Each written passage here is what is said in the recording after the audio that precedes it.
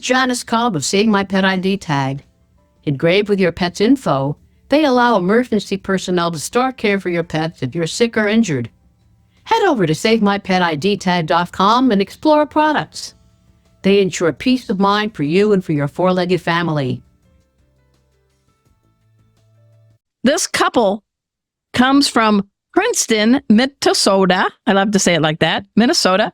They're a husband and wife team, and they happily share their homes with their own dogs and foster pets. They're very active with a great group. It is called, I love it, Ruff Start Rescue Group. Please welcome to our show, Diane and Steve Kosmeski. Welcome. Did I mesky up that name? No. You're perfect. My father-in-law hasn't been able to say it in 40 years. So. So where in the heck is Princeton, Minnesota? Princeton is north central Minnesota. It's north of Minneapolis, about 45 minutes to an hour. We actually live south of Princeton. The organization's in Princeton. Okay. And I have to say, this show goes on radio stations, then on my YouTube, and I'm looking at Steve and I see an ear. Yeah, I just saw that. But who is this beauty? This is Bodie. This is our first foster fail that came out of Ruff Start Rescue. We had 2 dogs of our own. And could you do me a favor? I love the word foster success. Because you guys knew that Bodie was meant to be in your home, right? Don't apologize. Yes. Don't feel bad. So what's Bodie like? Bodie, we call him Bodie the Brave. He's one of the scariest chihuahuas you'll meet, but he doesn't run away from things. He tends to bark and let him know that he's there. So yeah, he's nasty. Got some interesting qualities, but we just love him. Yeah. And Steve, how long have you two been volunteers with Ruff Start Rescue? A little over 2 years. Okay. So you just didn't have a busy enough life. You wanted to add more to your day. What motivated each one of you to say, honey, let's do this? We moved out to Minnesota 4 years ago. Oh, well, from where? From Connecticut. Okay. Following our grandkids, our son and our grandkids. And we're just looking for more to do actually out here. We had fostered back in Connecticut, and Diane can tell a little bit more about that. But are you retired or refired or? I work part-time. Steve still works full-time out of the home. And what kind of work are you all in? I'm a retired occupational therapist, but I work right now as a relocations and moving service for senior citizens. I do that part-time. Well, that's very nice. How about you, Steve? I work for the Hartford Insurance Company. I'm a product manager that helps them develop and deliver new products. All right. All right. And your heart beats dog. Yeah, absolutely. Very passionate about it. So you have 4 dogs of your own. Bodie's getting the spotlight. That's okay. But how, because some people want to rescue, they may have pets of their own. I'll pitch this to Diane. What's a good tip you can give people that get vetted out to be foster parents when they have their own pets at home? How do you make the blend? Well, with Ruff Start Rescue, what works great is we actually can pick our fosters, our foster dogs. So whenever there's a transport coming in or there's a dog available or a dog that's looking for a foster home, they post it. We have a Facebook site where all the animals are available, and we can tag the animal that we are interested in fostering. And we basically pick a dog that sounds like it would be a good match for our family. It's basically just Steve and I here, so it's very quiet. So we do very well with the shy, fearful dogs. Okay, good.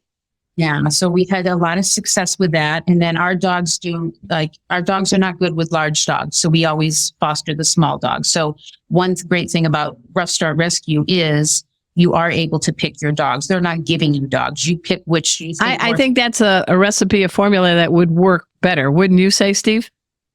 Yes, because we kind of specialized in fearful dogs, we'll get the email from the rescue saying, hey, we've got this real special one coming in. Can you take it? I'm listening to your very calm voice. I'm like, oh, yes, Steve. I will sleep on that dog bed tonight. I will be very happy. That's awesome because you're not a screamer and you're not animated. And I think I love that you know what you work best with, right? Yep. Yeah. Yep. Yeah. Pet Greens just donated a large amount of catnip and cat grass to Beagle Freedom Project, who recently just converted an animal testing lab into an animal sanctuary called Freedom Fields. Giving cats in a rescue access to cat grass and catnip can really help with their mood or acclimating if they came from outside to inside. And reducing a cat's anxiety really helps their chances of getting adopted. If you'd like to learn more about Pet Greens, or if you're a nonprofit and would like to request some cat grass for your sanctuary, please visit petgreens.com. Arden Moore here with some great news. I have not one, but 2 calendars coming out in 2025. Order yours now. For my feline friends, it is How to Speak Cat. You're going to learn why and how cats purr and how do they really talk using their tails. For my dog folks, we got How to Speak Dog. Why do dogs dig to dig? And what does it mean when they go belly up? And what does it really mean when they're giving you doggy kisses? Answers are here. Get your paws on the calendars today. Go to Amazon.com or click on this QR code. Paws up.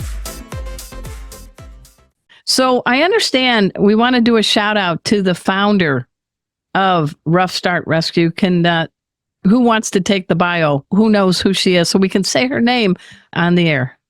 Azure Davis is the founder of Ruff Start Rescue. She's still highly involved with the organization. She's the executive director. She oversees everything. She's in, like, this weekend, she had her boots on the ground. She was at one of the transport helping out because we were a little short on volunteers with the rescue.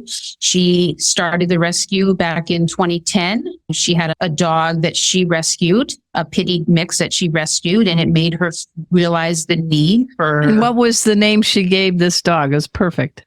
Do you remember? Hope. Hope. So from one dog, and she was a college student at the time, you now have an amazing all volunteer foster nonprofit in the Minnesota area. And I love that the fact that on your page, and who wants to give me the website? Fight over it. Who wants to say it? Ruffstartrescue.org, all one word, ruffstartrescue.org. And you talked about her having one dog. Last year, we adopted out more than 3,000 dogs, cats, and critters. Critters being gerbils, hamsters, ferrets. That is commendable. I understand in Minnesota, I live in Texas. Our shelters are stuffed. And there's a lot of transport, as you mentioned, where people from Louisiana, Alabama, Mississippi, Texas, they seem to have these dogs find their way up to Minnesota. And then you guys don't have a lot of you don't have overcrowded shelters, do you? Sure, we do. Oh, sure you we do now. Okay. Yes, we do. Okay. We still get a lot of our dogs through out of state, but the majority of our dogs come from owner surrenders here in Minnesota. Okay. Or so from the pounds or we have a number of reservations up here. Yeah. And there's a lot of dogs that just kind of run free around there. And we get a number of animals from there too.